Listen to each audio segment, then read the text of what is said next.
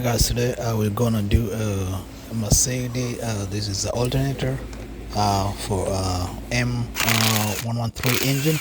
So first of all, we have to remove the battery. We have to remove the negative terminal from the battery, and then once that is out of the way guys, then we can begin the procedure, because you have to make sure that the battery guys is out, so that it doesn't spark, because the connector from the alternator going to the battery guys is a live wire. So you have to make sure that once we remove the alternator, even if the wire just touches on the sides of the engine, it can't short or it can't like spark on something. So this is the alternator guys. It's just down here. So we have to remove this is 12 millimeter 12 E12 balls. There are two of them. This is one on top. So once this one comes out guys, this is what happens. I can just pry it just to the side. So this one goes to the side, and 12 E12. The E12 guys is the one responsible for holding this. So we have two of them. There's one on top here, and then there is another one on the bottom. So like that's how it comes out guys. So another one is on bottom there.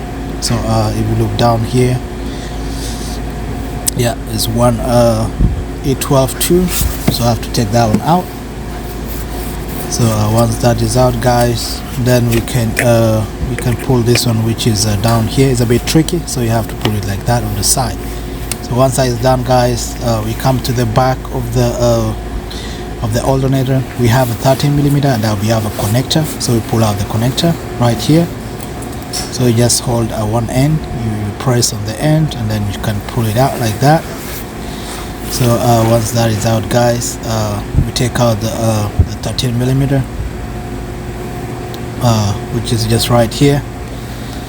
So you take a 13 millimeter. I recommend guys you use something like a flex, which gives you like access to reach there. And then once you just unlocked it, then you can maybe use your hand. Yeah, use your hand just to open it up.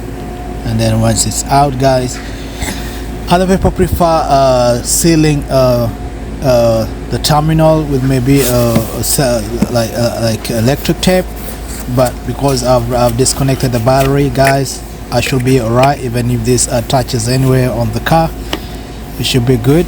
And then once that is done guys, we try pulling it out, and then I realize there's something blocking it right from here. So I'm going to show you guys a trick of how to pull it out. So first of all, I've disconnected this hose right here going to the reservoir, and then I've opened the one side of the engine mount, which is on that side right there.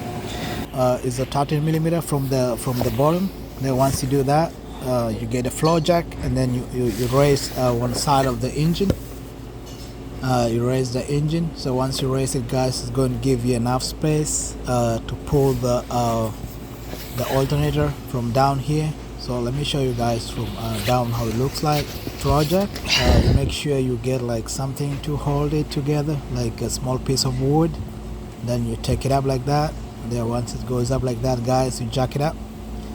You have enough space. It gives you enough space guys to lift you up. So once that is on there guys, then you can just adjust it. You can pull it slowly. So slowly it's gonna come out, and once it's out guys, you just pull it slowly, just turn it around. It should be able to come out, and then once it's done, you should be able guys, once guys it comes out, you should be able to pull it from the side just like that. You just adjust it slowly. It should come out with ease. You see here right guys, I'm just using one hand, and then just pull it out, and then that comes out like that, and then it should be out. And then one important thing guys, once you pull this out, you should make a comparison. You should compare both of them. And then also you should have extra coolant guys, because once we install the other one right through here, you have to make sure there's more coolant for you.